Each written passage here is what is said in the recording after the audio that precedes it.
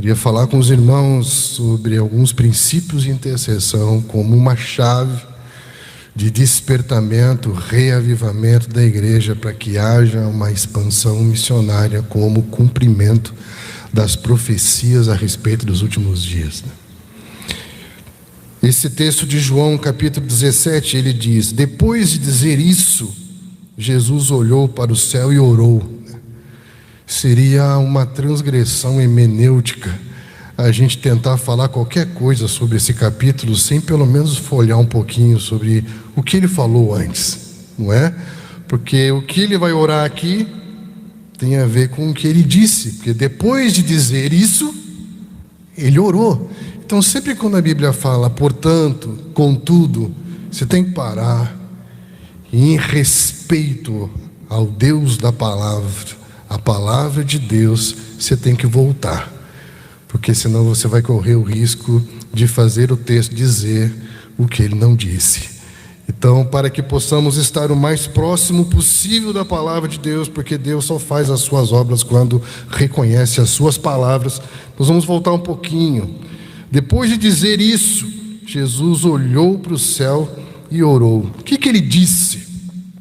Ele falou sobre muitas coisas importantes a partir do capítulo 14 de João, e é muito importante que a gente, como igreja, possa mergulhar nisso. Ele fala no capítulo 15 de algo que nós chamamos de uma estação da poda. Ele vai falar de um processo em que ele corrige. Quando fala ali daquele que corta e lança, ele está falando ali, talvez no sentido, no grego ali de amarrar, juntar para levantar, no sentido de corrigir o pecado, a transgressão que nos impede de ser produtivo dentro da relação com Deus. Depois ele fala da poda. A poda já não teria a função de tratar com a correção do pecado, mas com o tratamento do ego, para nos lembrar que se damos fruto não é sobre nós, é porque estamos em Jesus, e se estamos em Jesus, damos fruto, e nisso o nosso Pai é glorificado. Lindo isso, não é? E ele vai falar desse processo em que nós vamos dar fruto se vocês permanecerem em mim, as minhas palavras permanecerem em vocês, pedirão o que quiserem e será concedido, porque ele vai reconhecer em nós as suas palavras e vai fazer as suas obras. Deus não mudou o seu jeito de fazer as coisas. No princípio ele disse, e as coisas aconteceram. Ainda hoje, Jesus olhou para os seus discípulos e disse: vocês veem que em mim está a palavra e consegue ver que em mim Deus faz as suas obras, porque em João capítulo 5 ele já vem explicando esse princípio. Deus reconhece as suas palavras, ele faz as suas obras.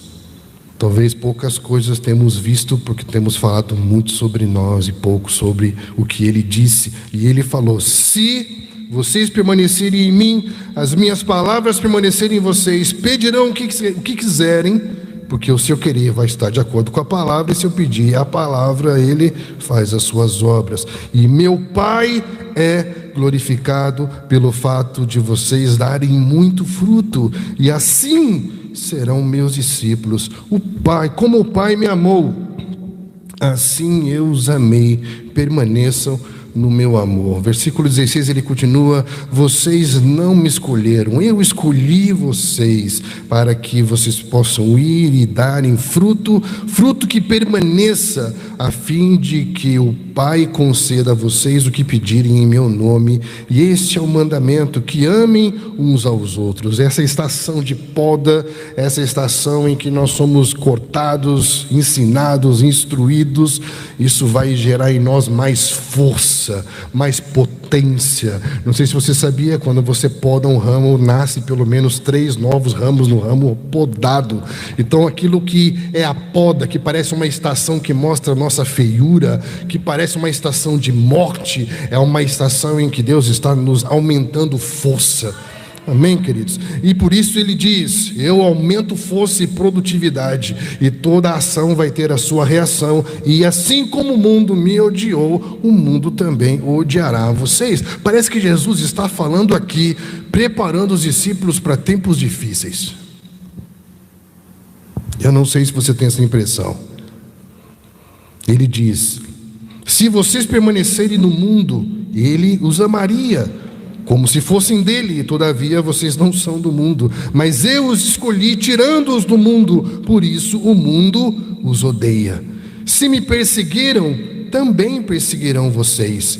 Se obedeceram à minha palavra, também obedecerão a de vocês. Tratarão assim vocês por causa do meu nome, pois não conhecem aquele que me enviou. Versículo 26. Quando vier o conselheiro que eu enviei a vocês da parte do Pai, o Espírito da verdade, que provém do Pai, ele testemunhará a meu respeito, e vocês também testemunharão, pois estão comigo desde o princípio. Capítulo 16, a partir do versículo 2. Vocês serão expulsos das sinagogas, de fato. Virá o tempo quando quem os matar pensará que está prestando culto a Deus. Farão essas coisas porque não conheceram nem o Pai, nem a mim. Estou dizendo isto para que quando chegar a hora, repita comigo, chegar a hora, lembrem-se do que eu avisei. Não disse isso a vocês no princípio, porque eu estava com vocês. E aí ele começa a explicar sobre a obra do Espírito Santo. Versículo 7. Afirmo que é para o bem de vocês que eu vou para o Pai. Se eu não for, o conselheiro não virá para vocês, mas se eu for, eu o enviarei. Quando ele vier, convencerá o mundo do pecado, da justiça e do juízo. Versículo 13. Mas quando o Espírito da verdade vier, ele os guiará por toda a verdade. Não falará de si mesmo, mas falará apenas o que ouvir, e anunciará a vocês o que ouvir. Por quê? Porque Deus tem compromisso com o que ele diz. Versículo 15. Tudo que pertence ao Pai é meu, aliança, pacto. Por isso eu disse que o Espírito receberá do que é meu e o tornará conhecido a vocês. Mais um pouco e já não me verão, um pouco mais e me verão de novo. E perguntaram: o que quer dizer um pouco mais?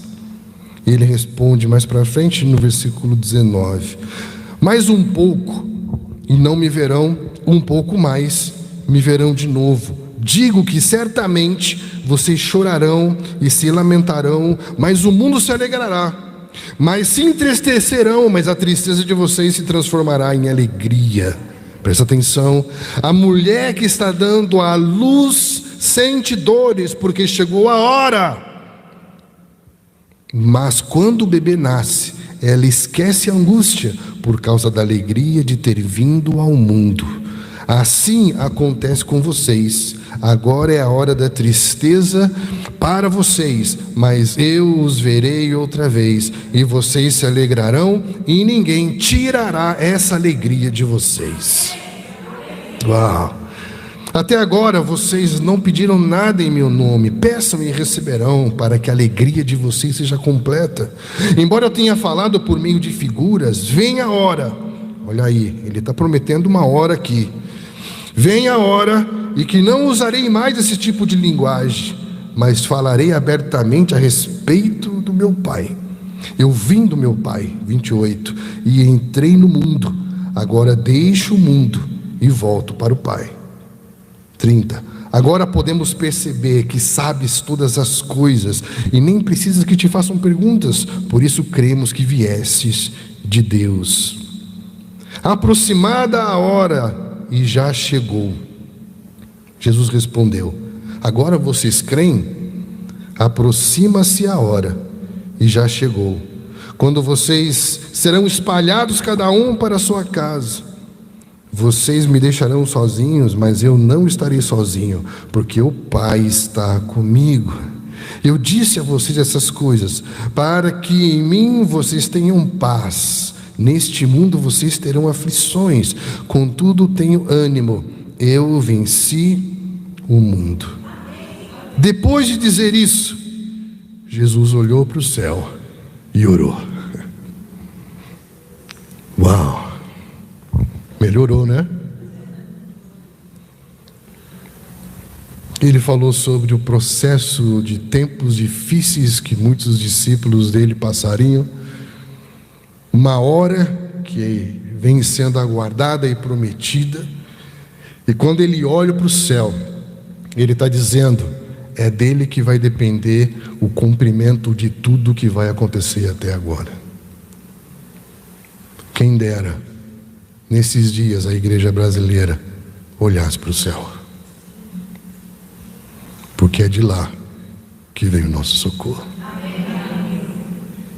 Talvez esse lugar seja um chamado a nós tirarmos os olhos de tantas coisas, de tantas promessas, de tantas expectativas, e levantarmos os olhos para o céu, e que dele vai vir o cumprimento de tudo. Tudo que ele falou vai acontecer, porque quando ele fala, a palavra é um verbo, o verbo é ação. Quando ele está falando, ele já está fazendo. Por isso que quando Deus fala com você, alguma coisa já está acontecendo em volta de você. O reino é assim, queridos. Se falta movimento, é porque falta palavra. E Jesus aqui está orando. E orar nada mais é do que manter a sua mente, os seus pensamentos, o seu coração e a sua vontade sempre inclinados para o alto, sempre voltados para Deus.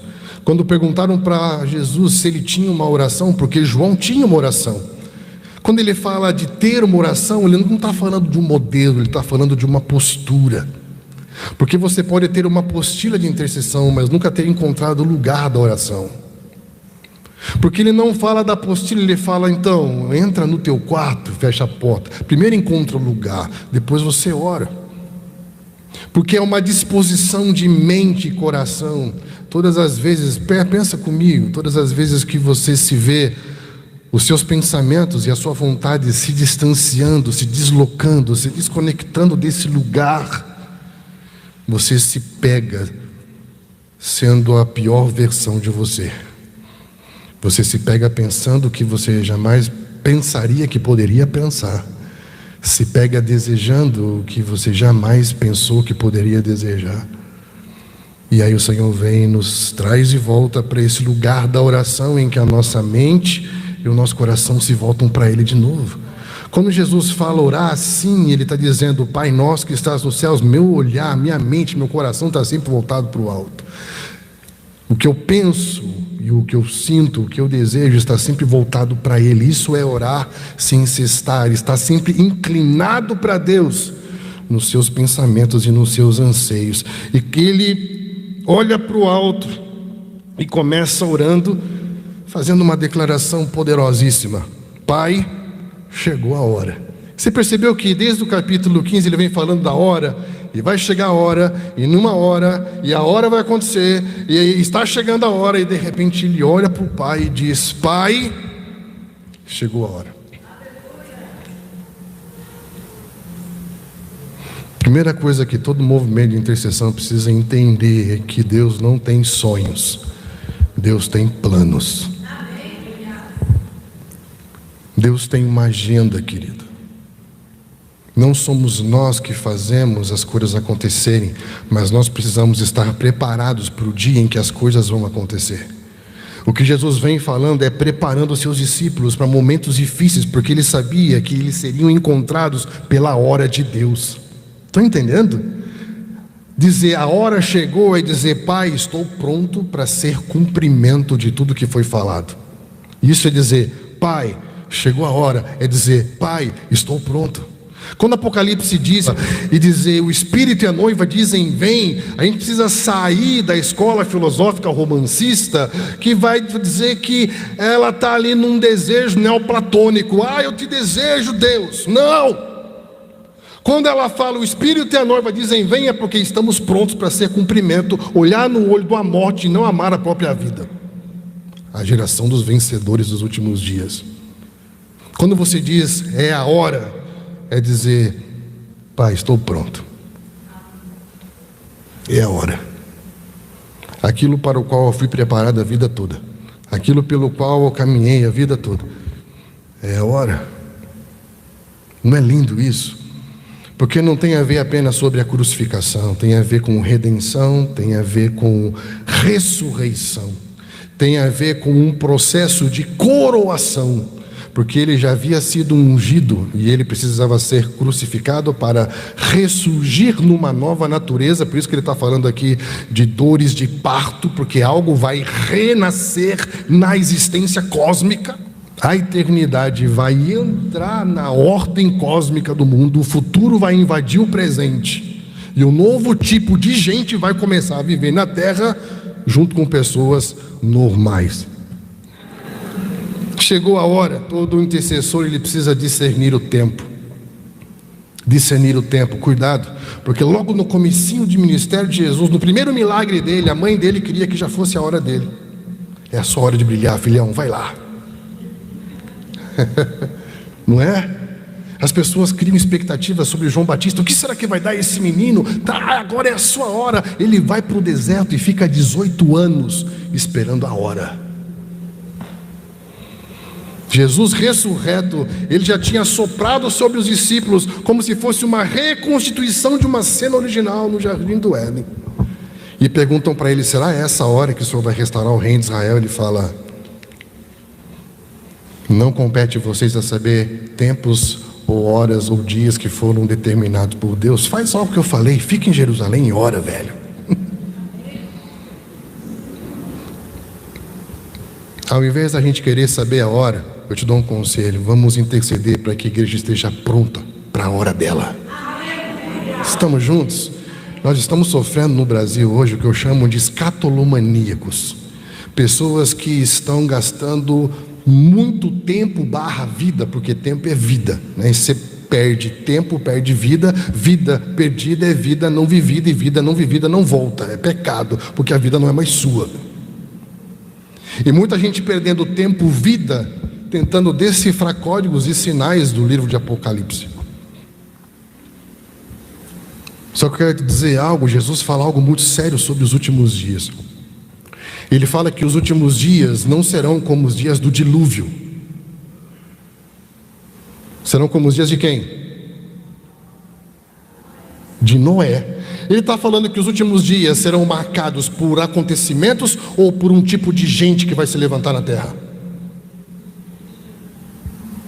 Estão entendendo? E eu fico tentando descobrir qual vai ser a hora do próximo acontecimento e perdi tempo de discipular pessoas para que se levante o tipo de gente para a hora que vão precisar estar prontos.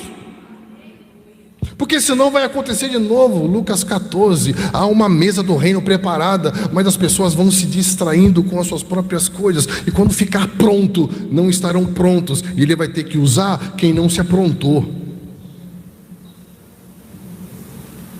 Por quê? Porque a gente sabe quando vai chover, mas não sabemos qual vai ser a hora. Então o que nós temos que fazer? Nós temos que nos preparar. O que ele está falando desde o capítulo 4? Se prepare, estejam prontos, a hora vem. Vai ser difícil, não vai ser fácil. Estamos juntos, queridos? Eu acredito que um lugar como esse é como um centro de inteligência estratégica global, né? Em que Deus vai trazer informação, diretrizes, mapas, roteiros, segredos, chaves, lugares, nomes, rostos. E esse lugar vai soltar informações secretas, sigilosas, para os 4 cantos do mundo. A respeito do quê? A respeito da hora. E vai dizer: querida, a hora está chegando, esteja pronto. Estão entendendo? Deus falou para Noé: Noé, eu te dou 120 anos. Ou seja, você está numa corrida contra o tempo. Não é 120 anos de vida, porque você vai ver no Novo Testamento que ele pregou arrependimento até o último dia da sua vida. Imagine um homem que pregou durante 120 anos: arrependam-se, arrependam-se, arrependam-se, arrependam-se.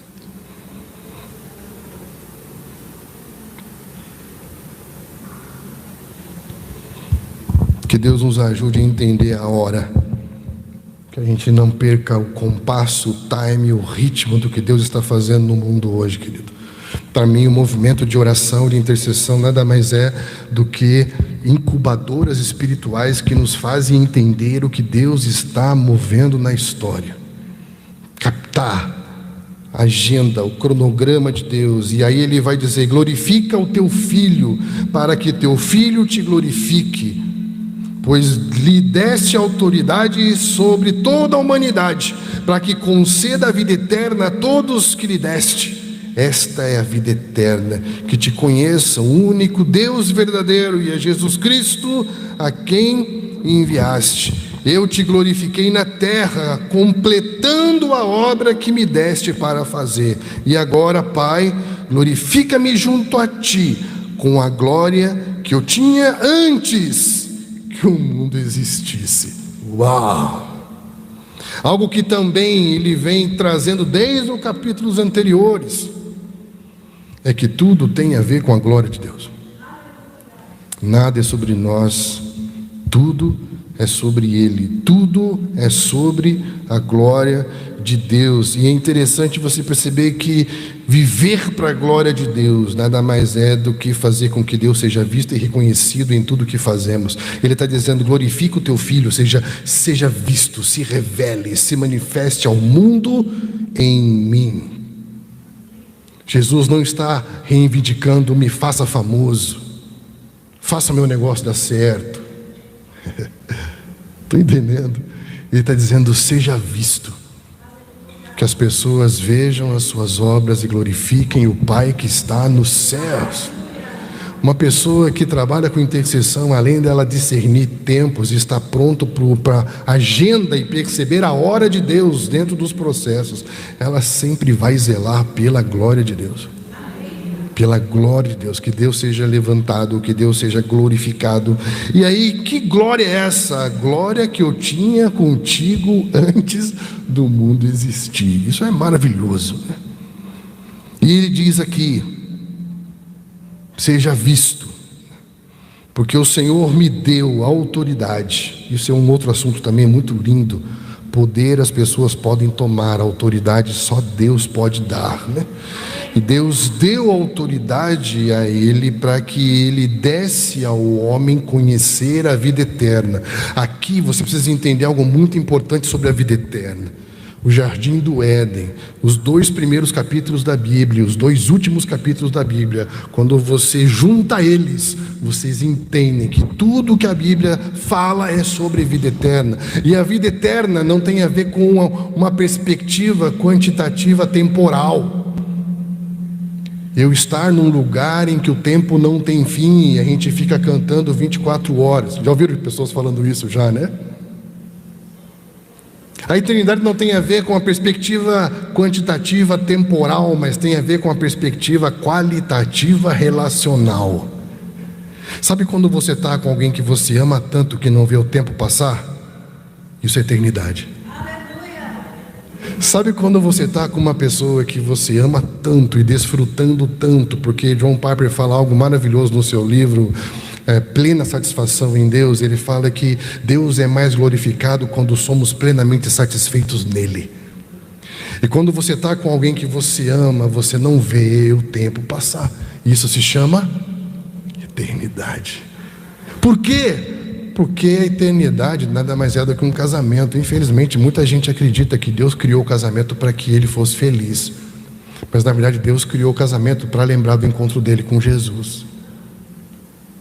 Não é sobre nós, é sempre sobre ele, para a glória de Deus.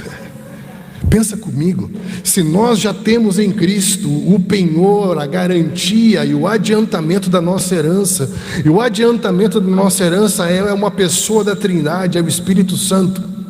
Pensa, é lógico. Vamos pensar juntos. Se eu recebi o adiantamento, o que é o adiantamento? A primeira parte, a garantia de que eu vou receber a medida completa. Se a primeira parte, a garantia, é a pessoa do Espírito Santo, o que é a minha herança completa? Por favor, não me fala ruas de ouro. Qual vai ser a minha herança? A Trindade.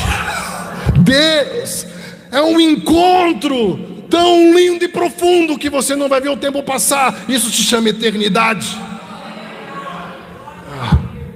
Por isso que na Bíblia conhecer não tem a ver com a nossa ideia moderna de conhecer.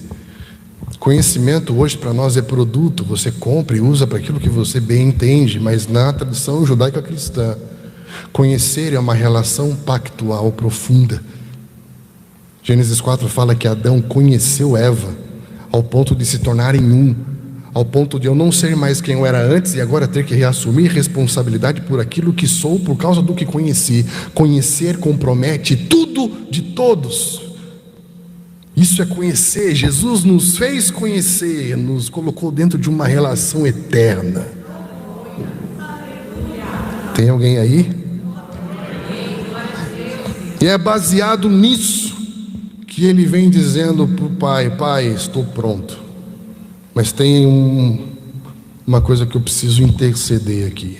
Até aqui ele vem falando de como ele veio para cumprir todo o propósito de Deus.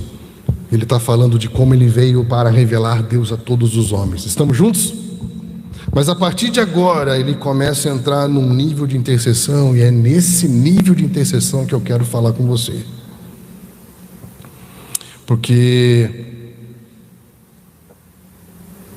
ele entende que para as nações serem tocadas, os discípulos precisam ser formados.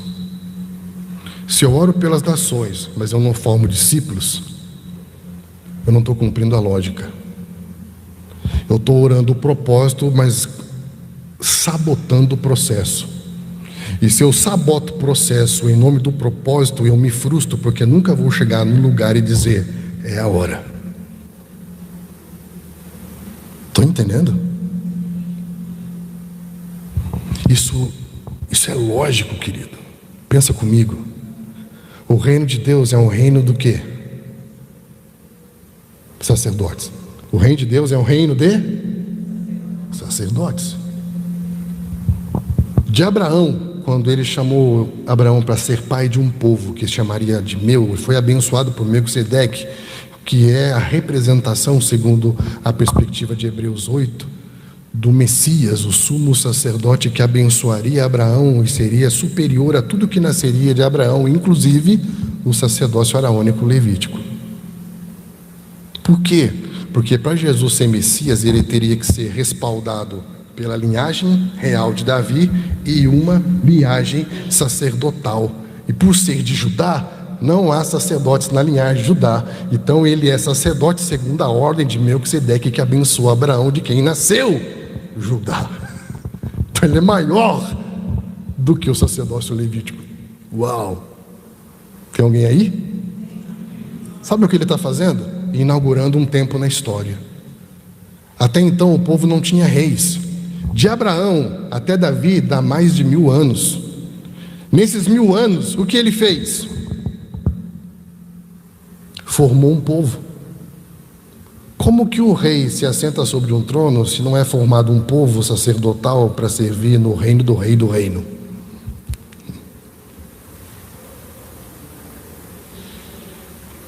Jesus já veio. Ele já prestou o seu sacrifício sacerdotal e formou dele mesmo um novo povo. A igreja dos primogênitos, o meu povo sacerdotal. Pedro vai pegar exatamente a mesma palavra de Moisés e trazer: geração eleita, sacerdócio real. Somos o povo de ministros de Deus. Já fazem quantos anos que Jesus ressuscitou e foi ao Pai?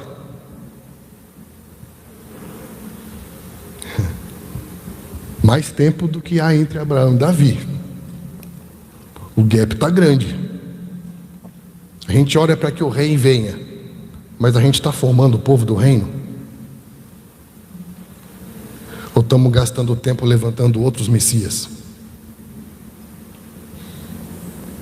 Estão entendendo?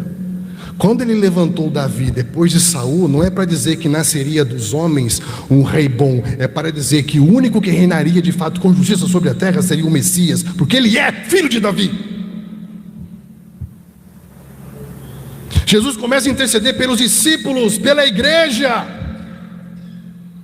porque se ela não funciona, o avanço e as missões não são efetuadas, querido. Nós precisamos zelar pela igreja, porque a igreja não é apenas a instituição local. O processo de institucionalização é normal, porque eu nasci de forma orgânica da barriga daquela mulher linda que está sentada ali, mas 5 minutos depois meu pai me institucionalizou, não é? Então não me venha com esse papo, eu sou contra a igreja institucional. Para, porque você é institucionalizado, você tem documento, você tem que ter um testemunho legal que prove que você é alguém socialmente para viver em comunidade. Para com essa meninice, velho, porque isso não fala sobre Jesus, não fala sobre o reino, fala só sobre você, sobre as nossas vaidades, nossas dores e as nossas frustrações com os homens e com a religião. Não tem nada a ver com Jesus. Precisamos voltar a amar a igreja, precisamos fazer discípulos.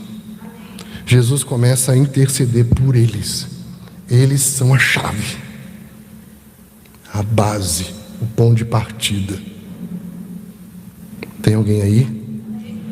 E ele diz: eu revelei o seu nome àqueles que do mundo me deste. Eles eram teus e tu deste a mim, e eles têm obedecido a sua palavra. Como nós precisamos ter esse zelo de não nos apropriar das almas das pessoas como um Nimrod, um imperialista que era um caçador de almas humanas, né? Porque tinha um projeto pessoal. Jesus diz: aqueles que eu formei são teus, tu me deste. E quando a gente tem esse zelo de que as pessoas são de Deus, a gente não pode perder. Não podemos deixar ninguém para trás.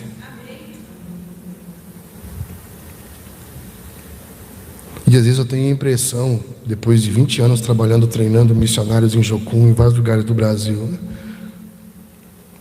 que às vezes a nossa própria estratégia missionária é abortiva, porque a gente ajuda a nascer, mas não fica para cuidar, cara. E às vezes a gente ora pelo extraordinário, mas não tem compromisso com o ordinário, porque o ordinário é chato. Jesus um dia me disse: o que você acha de parar de viajar e pregar no mesmo púlpito todo domingo para as mesmas poucas famílias, e depois você vai ver o pai, depois você vai pregar para a geração do filho, depois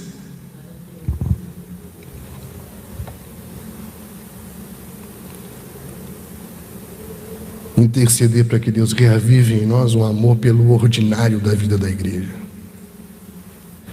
A maior base missionária do mundo se chama a Igreja de Jesus Cristo, corpo de Cristo, noiva de Cristo. É lá onde as pessoas estão, onde as pessoas precisam ser formadas, né? E ele começa a falar sobre essa maneira como eles foram formados, como ele transmitiu essas palavras, como eles creram. Versículo 9 fala: eu rogo por eles. Não estou rogando pelo mundo. Aqui há mudança de chave. Aqui há uma mudança de chave. Não estou intercedendo pelo mundo, mas estou intercedendo por eles. Repita comigo: rogo por eles. Não pelo mundo, eu rogo por eles.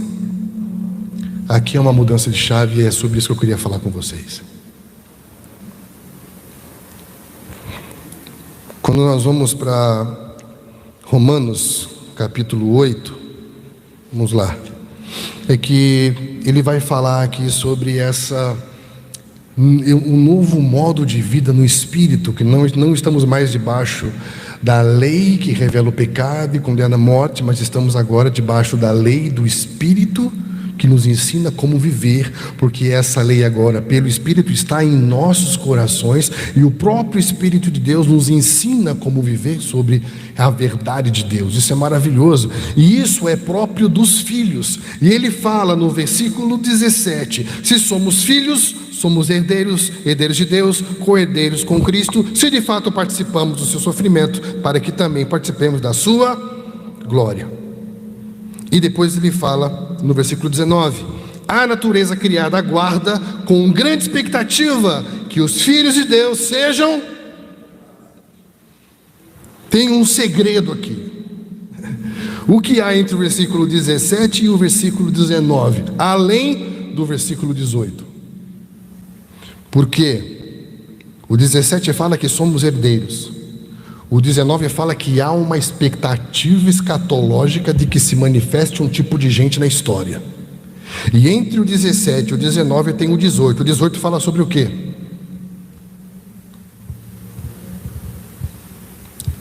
Sofrimento. Considero que os nossos sofrimentos atuais não podem ser comparados com a glória que há de ser revelada em nós. Somos filhos, somos herdeiros. Uau, maravilhoso. Há uma expectativa escatológica da manifestação dos filhos de Deus, que vão ordenar a terra que se abra e seja livre da vaidade humana. Cara, isso é incrível. Mas qual é o processo? Até o 17, a palavra que aparece para filho é a palavra teknon.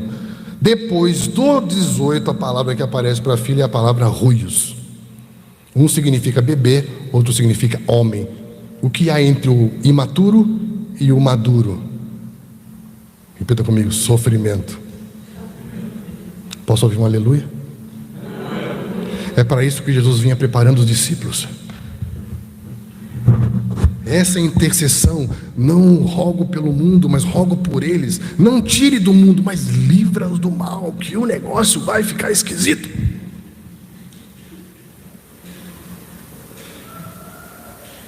Estão entendendo, queridos? Que Deus nos levante para interceder pela igreja, pelos discípulos de Jesus, para que eles suportem, para que eles permaneçam, para que eles sejam livres do mal, né? E aí o que eu entendo que mais para frente ele começa a falar que o Espírito Santo vai nos ajudar a interceder, porque nós não sabemos como orar. Então, outro ponto que nós aprendemos: intercessão não é para meninos. Repita comigo: intercessão não é para meninos. Por isso que ele fala que primeiro você é um bebê, sou herdeiro. O herdeiro pode administrar a herança só quando é maduro. Para ser maduro tem que ser provado. Se você não quer ser provado, então nem entra no jogo. Porque para ser aprovado tem que ser... Deus nos ajude. Intercessão não é para meninos. E ele vai falar logo depois: o Espírito nos ajuda em nossa fraqueza, porque não sabemos como orar, mas o próprio Espírito hiperitugano intercede por nós como gemidos inexprimíveis. E aquele que, presta atenção no jogo de palavras, e aquele, o problema é, descubra quem é esse aquele. Presta atenção. E aquele que sonda os corações conhece a intenção do... Letra maiúscula ou minúscula? Maiúscula. Então está falando de quem? Do Espírito Santo. Aquele que conhece a intenção do Espírito, porque o Espírito intercede pelos santos de acordo com a vontade de Deus. Se tem o Espírito e se tem o Pai, quem é o aquele? Jesus. Olha aí, nós chamamos isso de sinergia trinitária. Por quê? Porque fala que o Filho conhece o coração e o Espírito Santo vai elevar o nosso nível de intercessão na mesma medida que Cristo está intercedendo pelos santos, segundo a vontade do Pai. Uau! Por quê? Porque aqui para frente é a mesma coisa, é isso que está escrito. Foi Cristo que morreu e mais, ressuscitou e está à direita de Deus. E está fazendo o que agora? Intercedendo por quem? Por quem? A chave virou. Ele está intercedendo pela igreja. E nós queremos salvar o mundo sem precisar da igreja.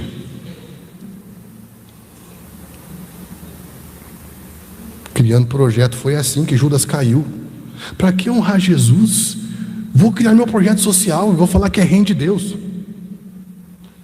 Caim fez isso, velho. A cidade dos homens está cheia de projeto social. Projeto social muda o lugar que o homem está. O reino de Deus muda o homem do lugar. Aleluia, glória a Deus. Aqui ele está falando de interceder pelos santos. Nós não temos tempo, mas eu quero que você pense nisso. Hebreus capítulo 5 vai falar a mesma coisa, né? E eu quero que você, para encerrar, leia comigo 1 Timóteo capítulo 2. Glória a Deus. E aqui Paulo vai deixar claro para o seu discípulo que ele está instruindo e formando 2 níveis de intercessão.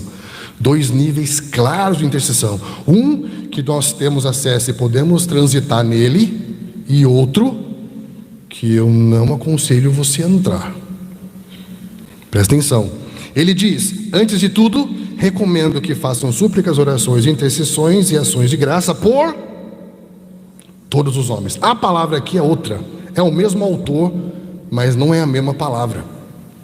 A palavra que ele usou lá em Romanos, quando fala de interceder pelos santos, é a palavra hiperitugano, ou seja, se colocar além e levar a um nível em que eu posso me colocar no lugar dele e me identificar com. Aqui a palavra é euteses, é a palavra que é entrevistar. Eu preciso perguntar a Deus de que maneira ou como eu posso orar, abençoando todos os homens. Para quê? Para que se cumpra o que está no versículo seguinte, no versículo 5. Pois vamos pegar antes. 3. Isso é bom e agradável perante Deus, nosso Salvador, que deseja que todos os homens sejam e cheguem ao pleno conhecimento da... Pois há um só Deus e um só, repita, um só, mediador entre Deus e os homens, o homem Cristo Jesus, o qual se entregou por si mesmo como resgate de todos. O que eu quero dizer com isso?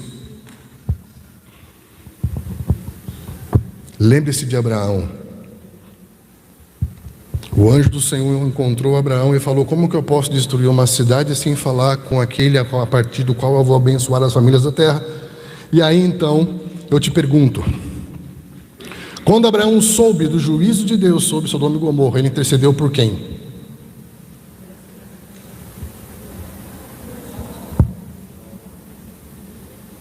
Ele intercedeu pela cidade ou pelos justos? Por quê? Porque ele era um justo. Eu me identifico com o que é igual a mim. Estou entendendo? Ele fala: como você vai destruir uma cidade toda se tem justos? Deus fala: se tiver justos, eu poupo a cidade. Derek Prince fala que se existissem pelo menos 10 justos naquela cidade, a cidade seria poupada.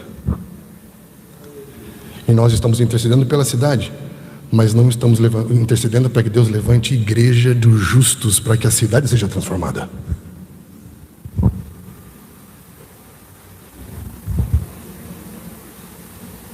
Estão entendendo? Eu estava numa reunião de oração com as irmãs do Coquinho uma vez, em Goiânia, e eu amo isso. E elas tiveram uma visão, e elas viram uma parte da terra se deslocando do continente, virando uma ilha no meio de uma água muito suja.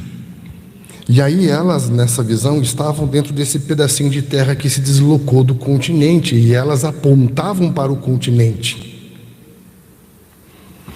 E elas começaram a contar e tentando entender. Eu falei assim: sabe o que eu acho que significa, com toda humildade? É que Deus está mostrando algumas coisas pelos quais vocês precisam interceder na igreja, e vocês estão apontando para o erro da igreja como se não fosse de vocês, apontando para a igreja numa sujeira como se você não tivesse mergulhado na mesma água. Porque o pecado de um é o pecado de todos. Josué perdeu uma guerra por causa de um homem. E a gente criou a ideia da pós-modernidade que o que eu faço, deixo fazer da minha vida não tem a ver com o outro. Mas se somos corpo, se somos família, se somos casa, o que toca um, toca todos. E temos que voltar a interceder pelos discípulos. Temos que voltar a interceder pela igreja, querido. Moisés intercedeu por quem? Pelo povo dele. Eu sou desse povo. Ao ponto de dizer: se o Senhor não nos perdoar, risca meu nome, meu Deus. Isaías intercedeu por quem, querido? Neemias estava fora da sua nação, mas quando ouviu as notícias da sua nação, ele intercedeu por quem? Pela sua nação. Porque isso fala de identificação. Identificar é o que nós vamos ver depois de Ezequiel e Jeremias, que é reparar brecha. Reparar brecha é ocupar um espaço. É você dividir força com o seu irmão que não tem força para orar aquilo que você pode orar por ele. Estão entendendo? Isso é intercessão, é voltar a fortalecer a igreja para que ela tenha vitalidade para ser a resposta à profecia de Jesus, que nos últimos dias não fique de olho nos acontecimentos, porque os últimos dias não serão como os acontecimentos, mas serão como um novo tipo de gente se levantando na terra.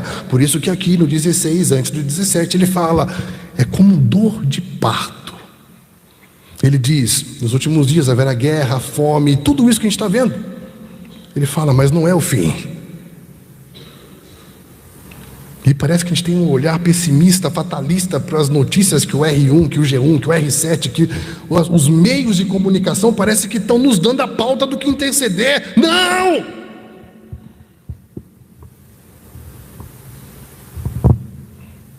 Estamos assentados com Cristo nas regiões celestiais, acima de todo principado e potestade. Quem dá a pauta pelo que vamos orar é Deus.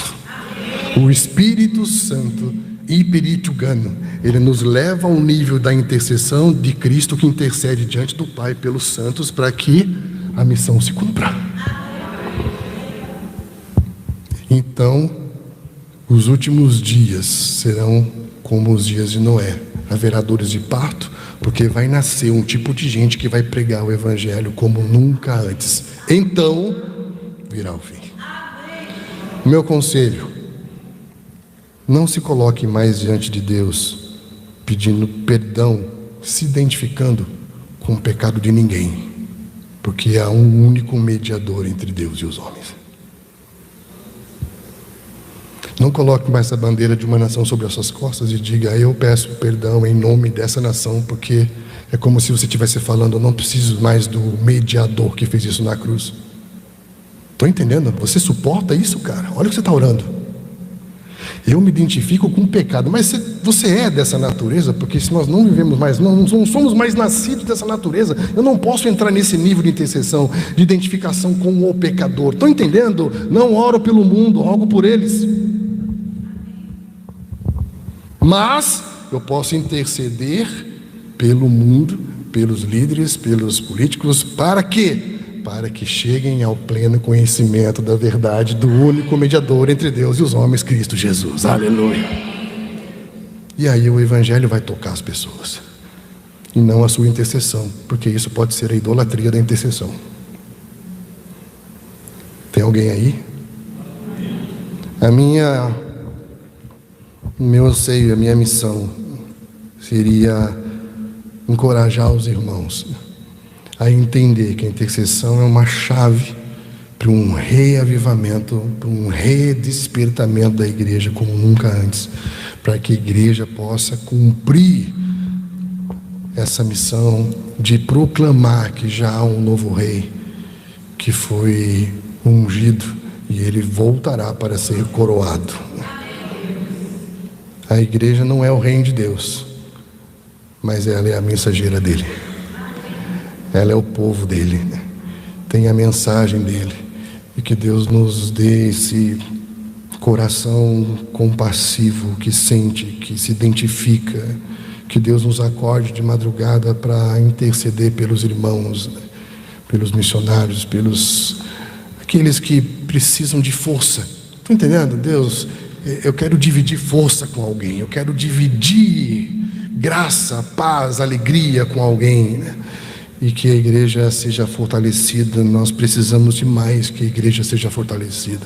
Nós não precisamos desse Messias que as pessoas estão dizendo que a igreja precisa. Nós precisamos de Jesus. Nós já temos o Messias. Nós já temos o nosso Messias.